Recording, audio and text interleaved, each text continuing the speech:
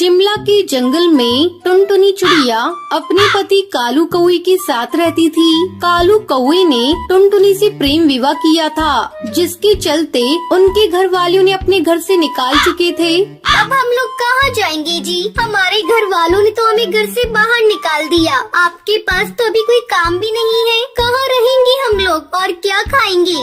अरे पगली, इतना बड़ा ये जंगल है, कहीं न कहीं हमें काम मिल ही जाएगा। और रहने के लिए मैं कोई किराए का घर देखता हूँ। जब मैं कमाने लगूंगा तो अपना घर भी बना लेंगे। अब चलो यहाँ से चलते हैं, पहले हम रहने का आसरा ढूंढते हैं। दोनों पति पत्नी जंगल के मुखिया चील के पास पहुँचते हैं और उससे रहने के लिए एक किराए का घर ले लेते हैं। चलो, अब रहने का इंतजाम हो गया। मैं घर को सजाती हूँ, तुम जाकर कहीं काम ढूंढो और आते समय राशन लेते आना। अच्छा भाग्यवान, मैं जाता हूँ, तुम अपना ध्यान रखना।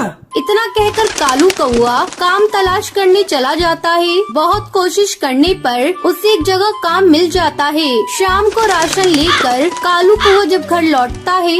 आप आ गई जी, जल्दी लाओ राशन, मैं भोजन बनाती हूँ। मुझे बहुत जोरों से भूख लगी है। टुनटुनी भोजन बनाती है और दोनों खाना खाते हैं। रात को सोते समय टुनटुनी कालू से कहती है, आपको तो काम मिल गया, अब तो आप रोज काम पर चले जाएंगे। मैं सोच रही हूँ क्यों ना मैं भी आपके साथ काम करूँ। इससे घर में दोगुनी आमदनी होगी और जब ज्यादा आमदनी होगी तो हमारा घर भी जल्दी बन जाएगा। तो ठीक है टुनटुनी, कल से तुम भी मेरे साथ काम पर चलो।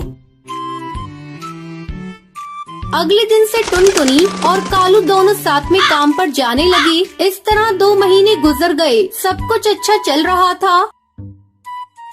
सुनो जी, मैं माँ बनने वाली हूँ। अब मैं आपके साथ काम पर नहीं जा सकूंगी। मुझे अब आराम की जरूरत है। टुनटुनी की ये बात सुनकर कालू कौवा खुश हो जाता है और अकेले ही काम पर चला जाता है। इस तरह कुछ दिन गुजर जाते हैं। एक दिन जंगल का सरदार कालू के घर आता है।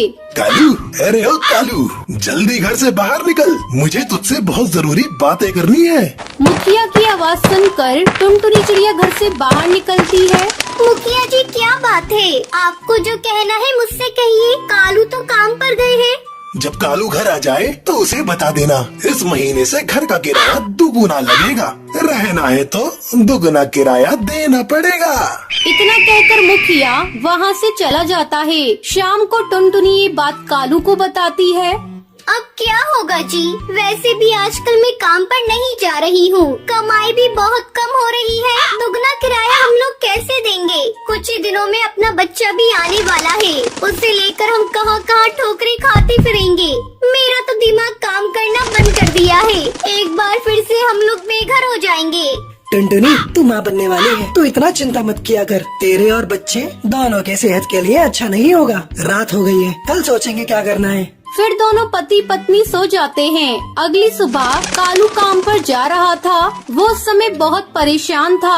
उसे कुछ समझ में नहीं आ रहा था कि अब वो अपनी पत्नी को लेकर कहाँ जाएगा। इसी परेशानी में कालू कौवा अपना रास्ता भटक जाता है और एक पुरानी रेल की पटरियों के पास आ जाता है। अरे ये क्या, मैं तो अपना रास्ता भटक गया। थोड़ी देर आराम कर लेता हूँ, फिर आगे चलता हूँ। ऐसा सोचकर कालू कौवा एक पुरानी खंडर पड़ी रेल के डिब्बे के अंदर जाकर बैठ जाता है। उस रेल के डिब्बे की हालत खराब होने के कारण वो अब इंसानों के इस्तेमाल में नहीं थी। अरे ये रेल डब्बा तो बहुत पुराना है और बिल्कुल खाली पड़ा है। क्यों ना हम लोग इसी में अपना घर बना कर रहे। मैं अभी जाकर टुनटुनी को बताऊंगा। फिर कालू कौवा वहाँ से खुशी खुशी चला जाता है। शाम को जब वो घर लौटता है तो टुनटुनी को रेल के डिब्बे वाली बात बताता है।